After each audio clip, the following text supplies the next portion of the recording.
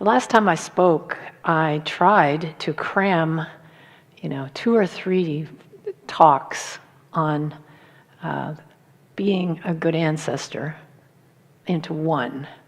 And about halfway through my preparation, I realized that I needed to downsize considerably and take more sort of bite-sized chunks of ideas to ruminate upon. And so today is part 2 of being a good ancestor. And as I mentioned in part 1, this phrase, being a good ancestor, is part of a subtitle from the book Me and White Supremacy, and was a lifeline for me to continue reading that book.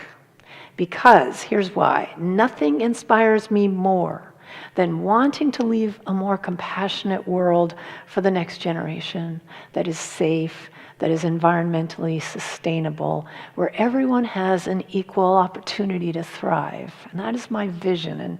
And the vision is very appealing. And it kind of rolls off the tongue pretty easily. Less easily is being clear as to how to go about doing that.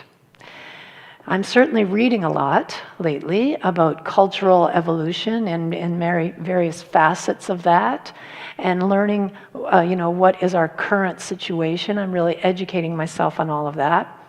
But I'm not being terribly successful in finding out exactly what to do about it. And this whole, area of not knowing what to do is standing in the way of doing anything at all. There's something called analysis paralysis. You may have heard of this. And I have to confess that I have spent a lot of time with my hands tied with analysis paralysis, with self-imposed overwhelm and confusion and just going around in circles. And I've come to see that analysis paralysis is a trick of the mind. It's an egoic strategy that is very effective in grinding change to a halt. And that happens through fatalistic thinking, nothing I do matters, it's just a drop in the bucket, this problem's too big to fix. All that kind of thinking can derail any good intentions that I start out with. And I believe that those kinds of responses are the exact reason that our culture is where it is right now. So what should we be doing in the face of all that's happening? How can we change the political scene, the divisive political scene? How can we hope to stop blatant corruption that is just sort of everywhere we look? How can we heal a worldwide pandemic? How can we fix the drought? How can we stop the wildflower? Not wildflowers, we don't want to stop those. How about the wildfires? How can we stop those? And what's next? Locusts? Raining frogs? I don't know. And so when I go down that route, it's very disempowering. And so consider that a much more empowering question is this: how can we utilize the current situation as a cataclysmic evolutionary catalyst? One of my favorite terms. How can we untether ourselves from analysis paralysis and use what is happening to drive evolutionary transformation, to evolve into a greater expression of who we have come here to be? Well, to begin with, we need to understand one thing. We cannot shift into a new way of thinking if we are seeing life through an old way of thinking. That's number one. And specifically, if we're looking through the eyes of the past and an unhealed past, our development will be hindered by this largely unconscious patterns of behavior that are going on. It's like an iceberg. An iceberg, we're only going to see the outer trappings of the culture in the top of the iceberg. And below the surface, though, is where all of those hidden collective beliefs are lurking that uphold the societal norms that our culture, is living right now. And in order for cultural development to grow beyond this present paradigm, those beliefs and assumptions have to be identified, they have to be questioned, they have to be challenged. And I think much of that is happening right now in our world. That's the good news. And that is good, because until we see it, we can't change it. And this very same iceberg exists for every one of us individually. Above the surface is the conscious mind, the cognitive thought. Below, all those hidden beliefs, assumptions that are really running the show, subconsciously. So both aspects of this work are necessary. Cleaning up our own internal backyard so that we can evolve beyond our present day development and vision. And helping to shift our outmoded cultural beliefs. Beliefs like polluting the earth is an okay thing to do, for instance. There comes a time when a tipping point arrives and we awaken to see that those beliefs are no longer just accepted as the norm. There's enough of us saying no to that things can shift. And I've come to realize that the immense importance that comes from healing our own past in this process. And without doing that work first, we just keep on dragging the past into the future like unwanted baggage. We just keep on dragging it. And so although that is definitely not the totality of the work, it is a foundational piece of it. Because if we don't, it will continue to quietly sabotage our individual and collective evolution into a more spiritually mature, awakened culture. And guess what? We're all being called to do this work. The Franciscan priest, Richard Rohr, says it this way: this collective call can only be truly answered by those who have done their own work of self-mastery. Otherwise, there's insufficient strength. There's not enough connection to the essential self to do the heavy lifting of transforming society. I couldn't say it better myself. And he goes on to say that any unfinished business within us will inhibit our availability to transformation. And it turns out that unfinished business can be inherited. It can be ancestral in nature. So let's unpack this a little bit. If I was to ask you what you inherited from your family, you might say my dad's eye color or my mother's laugh. And we can often see family resemblances, and we inherit things from our families. Physical characteristics like skin, hair color, body shape can be passed down from parent to child. And we also inherit other characteristics. My brothers and I share our own versions of my father's family's very quirky sense of humor. We all do it in our own way, but it shows up as a family trait. And beyond that, psychological strengths and weaknesses, emotional tendencies, mental acuity, hormonal makeup, all of that can be inherited from our ancestors and stored in our personal and collective memory fields.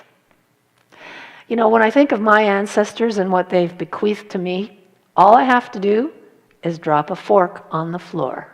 That's all I have to do. Because then I will immediately hear my grandmother's voice saying, "Oh, if you drop a fork, that means a woman is coming to visit. If you dropped a knife, it meant a man was coming. A spoon, a child. If they all fell down, well, the whole family's coming." And it's imprinted on my psyche, you see, numerous old wives' tales that she could just be counted on to express whenever the occasion arose. And that's inherited, that's embedded in my very DNA. There are not only physical aspects of our ancestry, but also mental and emotional dynamics are in play for all of us. Epigenetic research shows that dysfunction from trauma can be unconsciously passed down to our descendants. Dr. Rachel Yehuda, she's a professor of psychiatry and neuroscience, has done really extensive work in this area of transgenerational trauma. And she has found, for instance, that the descendants of Holocaust survivors were 3 times more likely to meet the criteria for PTSD than those in their community whose parents had not been through the Holocaust. The same neuroendocrine or hormonal abnormalities from PTSD were passed on even if they never spoke about what happened. It's done unknowingly. So these Holocaust survivors pass down PTSD abnormalities to their grandchildren. It's not something they set out to do. It's not something they chose to do. It's done unknowingly, subconsciously. Dr. Yehuda also found that mothers who were pregnant during 9/11, if their traumas resulted in PTSD, that susceptibility was passed on to their children. And when offspring are affected by their parents' trauma, there's a counterpoint in the body that reflects this. Now, this bit of research has sent me on a journey of discovery, looking at my grandparents, my great-grandparents' lives with an eye for the stories behind the facts. What were their early lives like? What hidden traumas might they have passed on? Because it has an effect. And so I called up two of my aunts, one on either side of the family, to ask about what they knew of our family history. And I found out some information that I had no previous knowledge of, like my maternal grandmother was a young adolescent when she came over to Canada from Britain on a livestock carrier ship and narrowly escaping the London bombing that had begun in World War I. I also found out that she and my grandfather were secretly married at age 15. Both of them were 15 years old. I don't know how they even did that without their parents' permission, but I guess back then you could do it. And then a year later, my grandmother became pregnant the following, and at that point, they had to tell both families what they'd done. Until then, it was a secret. I got to tell you that neither family was very impressed by this news. And she had her first child at 16 and went on to have 14 children in total, my mother being one of them. And so that gave me a glimpse into her life. My father's parents were also born in England and emigrated to Canada when they were young. In fact, in 1912, they met each other as children on the ship coming over. And the two families became lifelong friends and neighbors, and so my grandparents grew up together, played with each other as children, and later married. There are many interesting stories to be told about our earlier generations that can give us some insight into our own family dynamics, and not all stories are happy ones. You know, the British have this ingrained tendency to have a stiff upper lip, to carry on no matter what's going on, and not talk about the unpleasant things in life.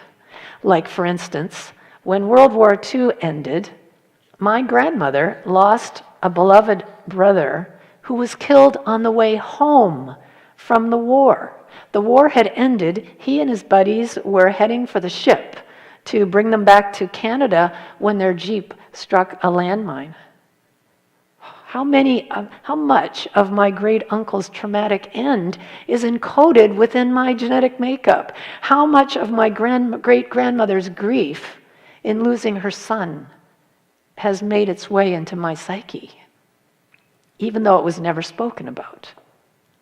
And so transgenerational traumas, misfortune, unresolved conflict in our ancestry can create disturbances in the family field, which filter down into our psyches and our nervous systems and our metabolic functioning.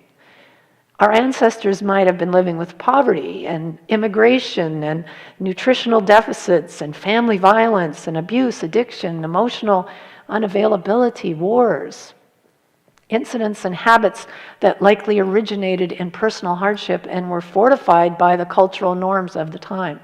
So the bottom line is this: physical characteristics are not all we inherit.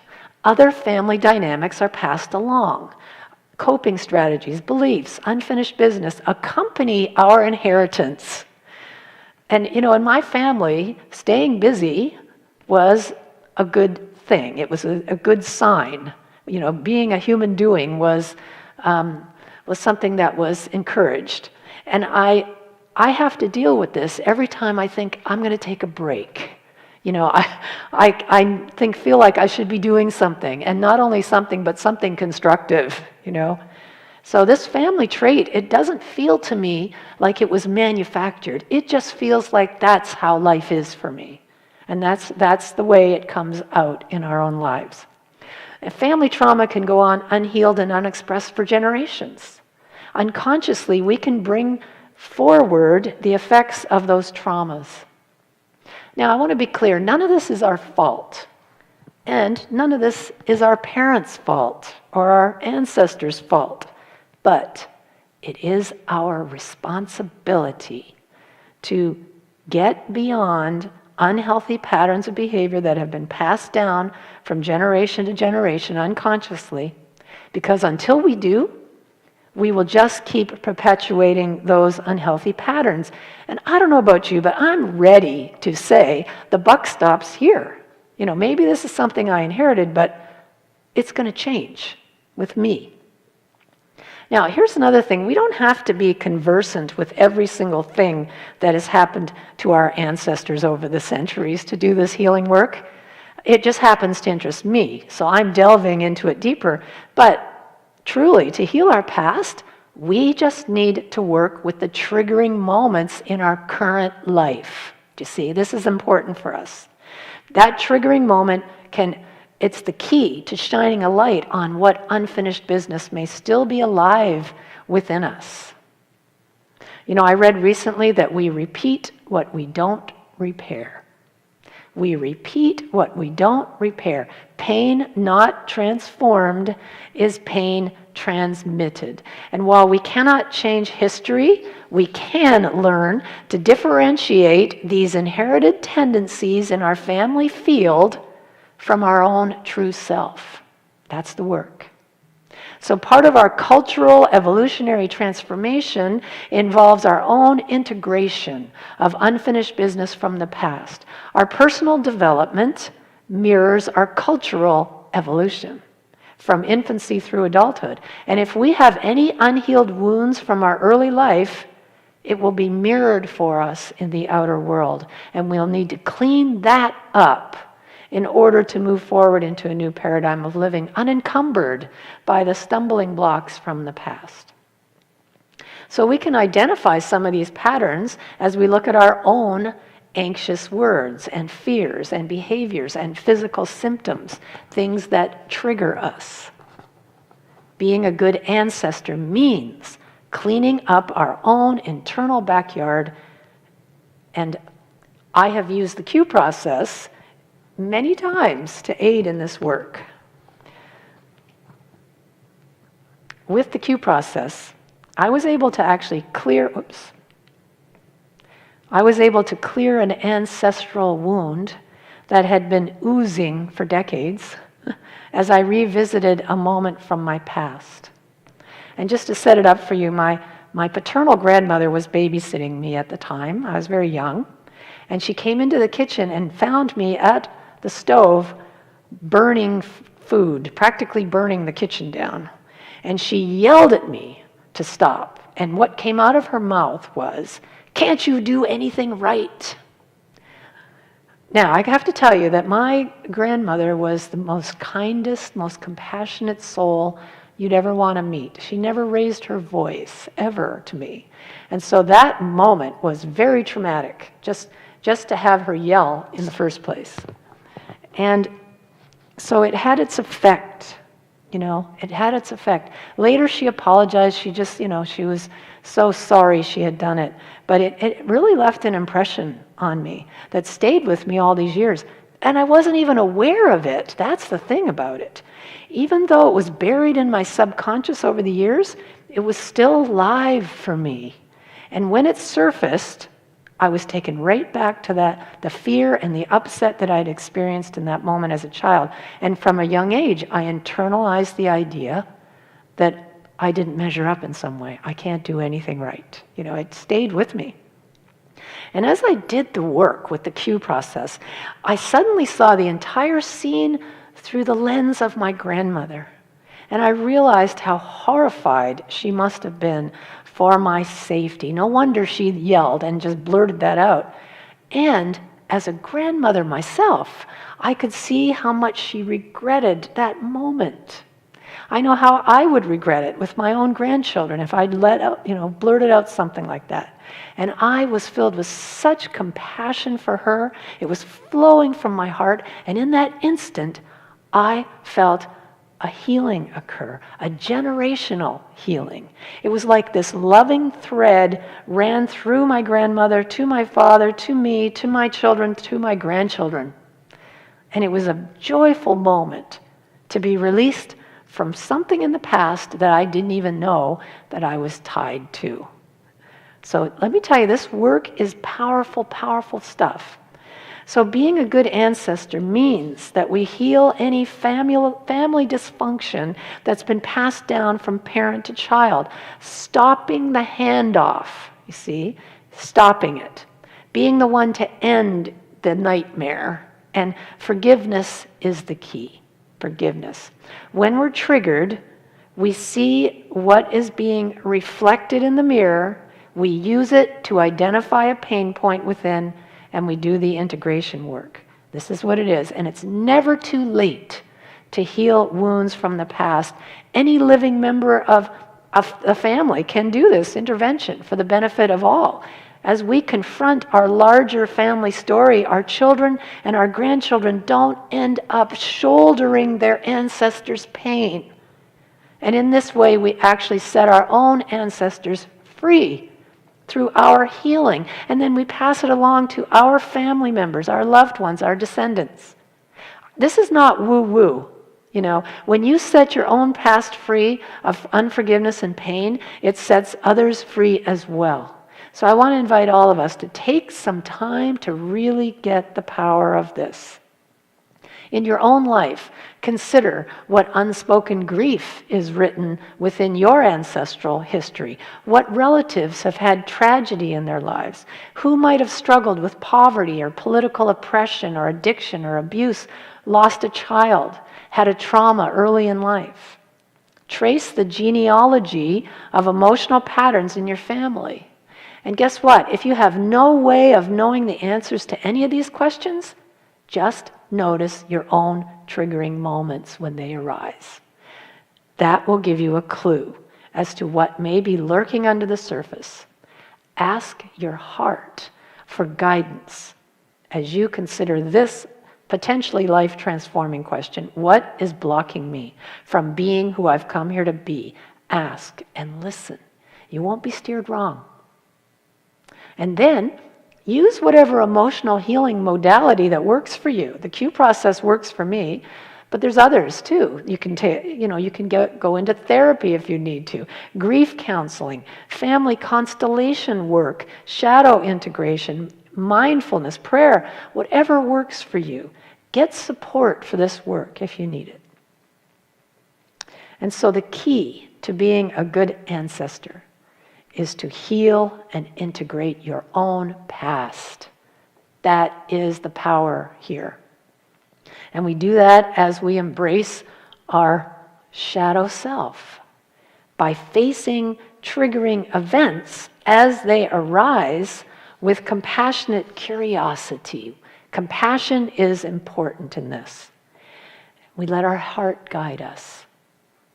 And most importantly, remember that the universe has your back as you're doing this work, as you're taking action that demonstrates your wholeness with compassion, with self-compassion. Because when you do, you gain the ability to help transform our world. And here's why. Because the universe really does have your back. We are backed by limitless power, limitless intelligence. And as we clear ourselves of psychological noise and static, giving divine love a clear pathway to flow through our hearts, there is nothing that can get in our way of a healed world. Nothing. It's the law. Spiritual law. Spiritual law is impersonal, but it responds to personal beliefs. And if you remember from last time, principle is not bound by precedent. Whatever's happened in the past, we each hold the key to healing in our hands right now. Do you see? And it's time for us to be doing this work. As Pam Grote writes, there is no reason to wait an instant longer for the endless peace and joy and miracles to which we are entitled. No reason to wait an instant longer, and this is how we do it. So I invite you to stay tuned for part 3 of being a good ancestor as we shift our focus from what have I inherited to what do I want to leave as a legacy? What do I want to bequeath in my life? And so I'll look forward to talking to you then. Blessings. All right. Wow. Time to take it to heart. So, I love that saying, it's not our fault that we're kind of carrying all of this baggage and all of the things that we've inherited, but it is our problem. You said responsibility. I like to know that, yes, my responsibility, but no, it's really my problem, because this is integral to my well-being, is being able to own this that is a part of my journey, because we are here to heal. And we do carry with us a huge energetic burden of believing that what we receive from our parents or our caregivers, is who we are, as opposed to what we can become. I've, as you were asking the question about trauma, think about family and stuff. I recall when I was very, very young, learning that my dad had to shoot somebody, killed a person in the line of duty as a San Francisco police officer. And not knowing at the time the impact of that event, not only in terms of his own personal life and our family life, him resorting to alcohol and that whole dynamic of what he became because of that experience, basically had impact on me and my 3 other brothers. And not even connecting that consciously, but just to know that happened, and it had to have an effect on me. And so what and how am I impacted, and what do I do to carry that impact on in my relationships with my children? And certainly the estrangement that I'm experiencing right now with my brother, with my daughter, is all connected to this trauma and the inability to have really managed those moments without it making us who we are. Exactly. Even when it's never spoken about, even when you think it's in the past, it's the unexpressed grief and all the rest that causes all of our stuff. And so and that's why self-compassion is paramount, and self-forgiveness, and sometimes why we need extra help to do the work, extra support for this very reason. We have tender hearts, and when we can learn to treat ourselves with kindness and caring, and to do the healing work within ourselves, the whole world benefits. Right, and that's really important, because while we can't do stuff in terms of what's going on in the environment right now with all the fires and all the things that's happening with the smoke and all the things that are a part of what's going on. I mean, there's some things that we can't just wave our hands and say, okay, it'd be better now, but there are lots of things that we can do in the midst of all this that mirrors those places in ourself where we are smothered by our own sense of not enough, or not able to take in the fullness of life because our own sense of limitation or unworthiness. I mean, we're suffering on that level as we are with respect to what's happening in the outer. So we have to choose which fight we're going to be in, as opposed to, anyway. Yeah, exactly.